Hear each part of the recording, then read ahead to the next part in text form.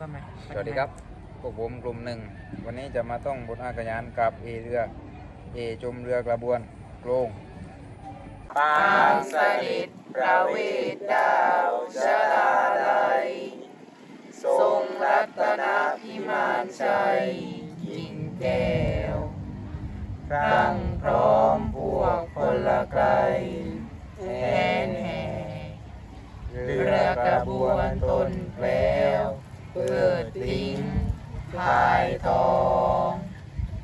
กับพระ พระเสด็จโดยแดนชน ทรงเรือต้น งามเฉิดฉายกิ่งแก้วแผ้วพันนารายพายอ่อนยับ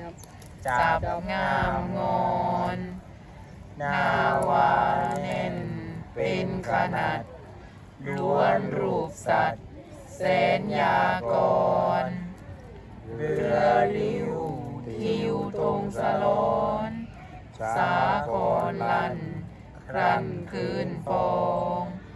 เรือครุฑยุดหน้าคิวลิ้วลอยมาพาพันพยองพลพายกลายพายทองร้องโอฮีโอฮีมาสรมุกมุกสีด้านเพียงพิมานผ่านมีคาม่านกรองทองรจนา หลังคาแดงเย่งมังกร ส สมัชชัยไกลกาบแก้ว แสงแวววับ จับสาคร เรียบเรียงเคียงคู่จร ดังร่อนฟ้ามาแดนดิน สุวรรณหงส์ทรงผู้ห้อย งามชดช้อยลอยหลังสิน เพียงหงส์ทรงพรหมมินทร์ลินลาดเลือนเตือนตาชม เรือชัยไวว่องวิ่ง รวดเร็วจริง ยิ่งอย่างลม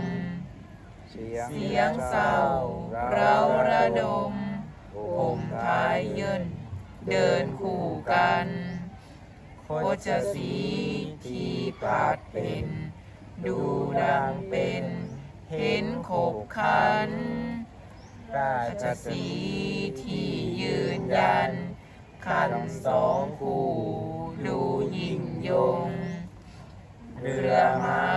หน้ามุ่งน้ำเล่นเฉื่อยช้ำลำระหง เพียงมาอาชาทรง องค์พระพายพายพันพยอง เรือสิงห์วิ่งเป็นโพนโจรตามคลื่นฟื้นฝ่าฟองดูยิ่งสิงห์ลำพองเป็นแถวทองล่องตามกันนาคาหน้าดังเป็นดูขมิ้นเห็นขบขันมังก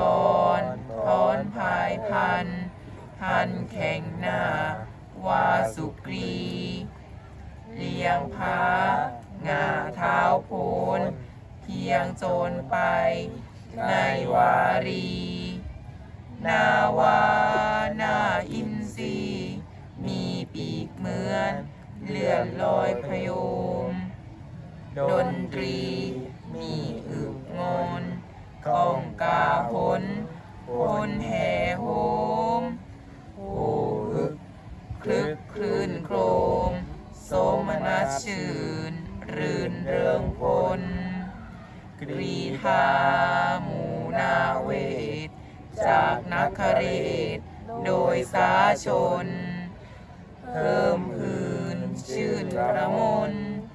ยนต์มาชาสารพันมี ผมครับ